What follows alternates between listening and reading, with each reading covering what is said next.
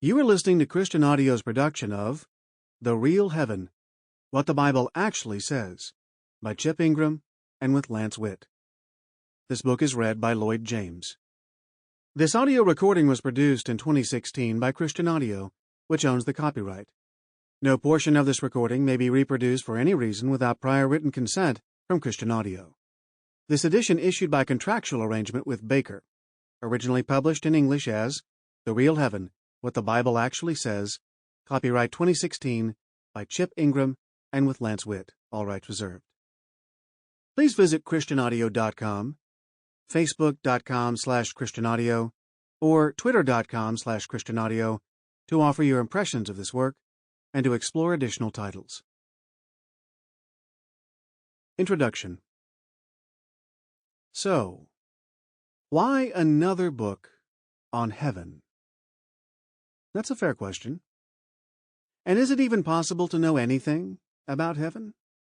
After all, we don't have any video footage of heaven.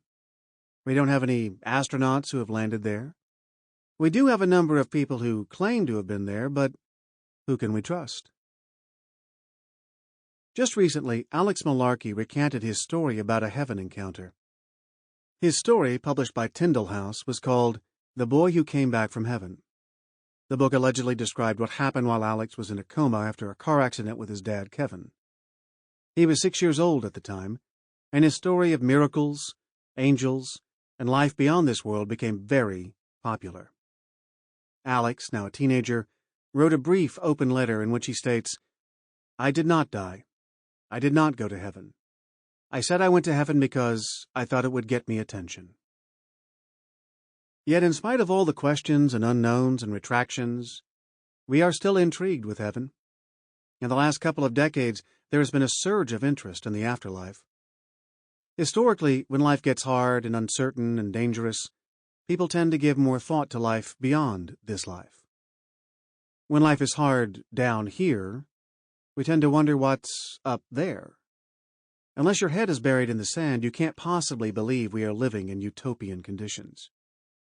No one is any longer living with the illusion that science or medicine or education or Google or Apple is going to solve the problems that plague our planet. In spite of all our advances, every day we see and hear about people who are killed by disease, weather, terror, accidents, crime, and natural disaster. Every single day we are confronted with our mortality. And so we wonder. We wonder what happens to us after we die. Do we just cease to exist? Or somehow, do we actually live on past the grave? In the past few years, all kinds of videos, interviews, articles, and movies have been released that seek to give us some insight into the afterlife. But more information doesn't always lead to greater clarity. More words don't always translate into more understanding. The truth is, the glut of content on this subject has led to a lot of confusion and uncertainty. Many people's views about heaven have been shaped by Hollywood and movies about the afterlife. And while these movies might be interesting and entertaining, what is the basis for their portrayal of heaven? In the last decade, we have been deluged with scores of books about the afterlife.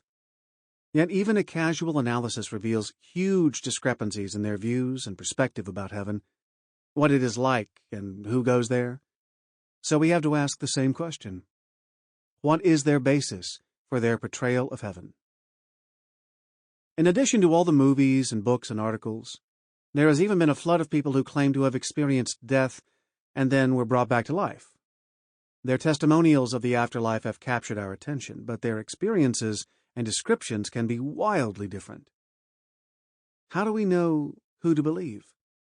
Whose opinion should we trust? Did they really die? Or was it a dream? Do people simply psychologically fill in their near-death experiences, or NDEs, with their previous worldview? Why do some see tunnels of light and others tunnels of darkness?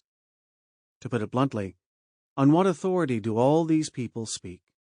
How do we know who is credible and who is not? For years, many people believed Alex Malarkey. And how do you reconcile experiences that contradict one another? It's easy to see why there is so much confusion about heaven. Sample complete. Ready to continue?